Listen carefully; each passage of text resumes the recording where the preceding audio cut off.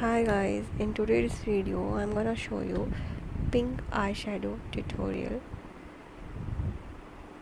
Prime your eyelids, then apply a neutral transition shade.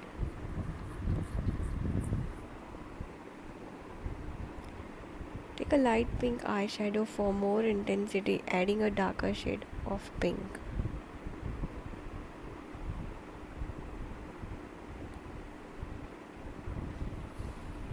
Now blend well to avoid harsh lines.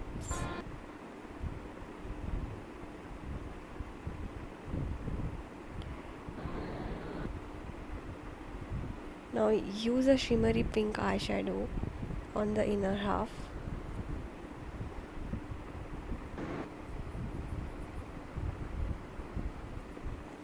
Then I did liner on upper lash line.